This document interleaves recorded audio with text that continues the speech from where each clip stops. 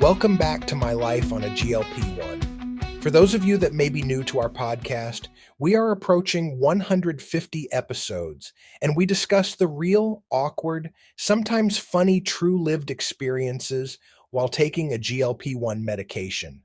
I'm your host, Scott Johnson. And I'm Sarah. And today we're diving into a topic that so many of us are currently facing or will soon face after the initial weight loss journey. We are talking about finding peace in the madness of elusive maintenance dose. Ah, yes, the great maintenance dose mystery. You hit your goal weight, you're feeling fantastic, and you think, okay, I've done it. You expect your doctor to just hand you a golden ticket with your forever dose written on it. Exactly. But instead they give you that kind, knowing smile and say the words that strike fear into your heart. We'll need a bit to experiment. It sounds so scientific and collaborative, doesn't it? Experiment. What it really means is, welcome to your own personal, one-person clinical trial for the next 6 months. It really does. A one-person clinical trial. Gosh, that sort of hits hard. I'll never forget standing in my kitchen one morning, holding a 10 milligram pen in one hand and my other 15 milligram pen in the other. I was just frozen, staring at them like it was some twisted game show. Right. And the prize is trying to not regain all the weight you just worked so hard to lose. No pressure or anything. None at all. It was a total crisis of confidence. And that moment really kicked off this whole odyssey of trying to figure out what my body actually needed. And it's so tricky because all the medical literature makes it sound so simple and linear. The clinical trials suggest most people can maintain on their current dose or one step down. Oh, it all looks so neat and tidy on paper. For Zepbound, the FDA-approved maintenance doses are 5, 10, or 15 milligram weekly. The logic is sound. Why take more than you need?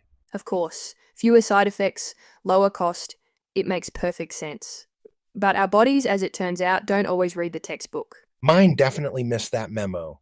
I hit my goal weight on 10, and the logical next step was to try dropping to 7.5. The first couple of weeks felt fine, but by week 4, something had definitely shifted. What did that feel like? It was the return of the food noise. It wasn't screaming like it used to, but it was whispering, quietly suggesting I think about lunch at 10:30 in the morning or reminding me the crackers in the pantry existed. That is the perfect way to describe it. The whispers. And you try to tell yourself it's just psychological, that you should be able to handle it. I did that for 2 months. I kept thinking my body just needed to adjust. But then the scale crept up 3 pounds, then 5, then 7, and that's when the guilt showed up. Oh, the guilt is a huge part of this. Going back up to a higher dose can feel like admitting defeat, can't it? It really did. The emotional weight of that decision was so heavy.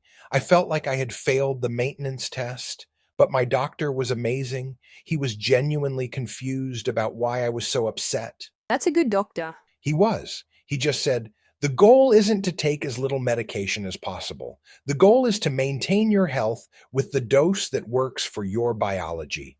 And if that's 10 or 12.5 or even 15, then that's what my body needs. That makes perfect sense intellectually. But getting your emotions to catch up is another story. Totally. So I went back to 10 and then up to 12.5. The weight came off again and the food noise went silent. I thought, okay, great, journey over. But of course, that was just the beginning. Because just when you think you've got it all figured out, the insurance company decides to get involved. The dreaded letter. We will no longer be covering this dose for maintenance. It forced me right back into experimenting, but this time not by choice. So what did you do? Just go back to the 10 and hope for the best? I did, but this time I tracked everything. Hunger levels, mood, energy, and the data was clear. My average daily hunger on 10 was a 6 out of 10. When I tried 12.5 milligrams, it was a 3. That difference is huge in terms of mental energy. That's the whole ball game. That's the difference between living your life and spending your life managing your appetite. It is. That led me down some interesting research rabbit holes. I started reading about people splitting their doses, taking 2 smaller injections a week instead of one big one. Right, the theory being that it provides more stable medication levels throughout the week, avoiding that drop off some people feel on day 5 or 6. And it was a game changer. My doctor and I worked it out. So I would take a 5 milligrams injection 2 times a week. That's still 10 milligrams total, but the effect was incredible. The appetite control was way more consistent. My energy was stable. It was a perfect solution. Until the pen shortages happened, right?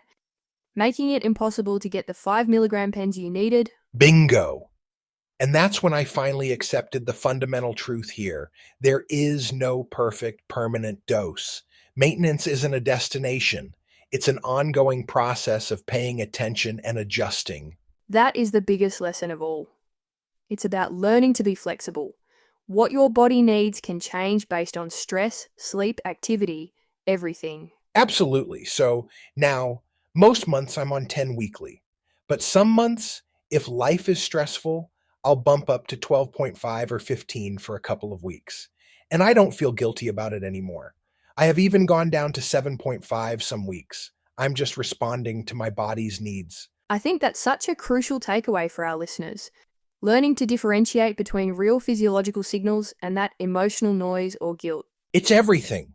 It's learning to trust that your body is giving you clear feedback. You just have to learn to listen to it without judgment. My ego wanted to need the lowest dose possible, but my body needed what it needed. So, after all this trial and error, what's the bottom line? For me, it's this. Success isn't taking the smallest possible dose. Success is maintaining your health, keeping the weight off, and preserving your mental peace around food. Oh, and having a very collaborative doctor to partner with me. Well said. The right maintenance dose isn't the lowest dose or the most common dose. It's whatever dose allows you to maintain your results while living your actual life. Exactly. And ultimately, that's all that matters. Let me also add, I experimented with stretching out my doses, but I think that is a topic for another episode. That's a perfect place for us to pause today. But we want to hear from you. If you are in maintenance, have you found your perfect dose and strategy? Drop us an email on Scott's website at mylifeonglp1.com, and while you are surfing, don't forget to leave us a comment or 5-star rating wherever you stream. Thanks for sharing that journey, Scott, and thanks to all of you for listening. Tell us, Scott, what are your final thoughts today on this maintenance madness? Thanks, Sarah. One of the most valuable skills I developed during my maintenance dose journey was learning to differentiate between real physiological signals and emotional noise. This distinction became critical for making good decisions about dose adjustments. Perhaps the hardest part of my maintenance dose journey had nothing to do with the actual medication. The hardest part was working through the guilt and shame I felt about needing a higher dose than I thought I should. My body does not read the medical textbooks, nor does it follow the clinical trial protocols. It does not care about my ego or my guilt or my ideas about what dose I think I should need. It simply responds to what it receives and provides clear feedback about whether that is adequate or not. So, on behalf of Sarah, I'm Scott Johnson giving you one final personal tidbit of advice. For me, my maintenance dose turned out to be higher than I expected and more variable than I would have preferred. But it works. And ultimately, that is all that matters. Love yourself and love your journey. Thanks for listening.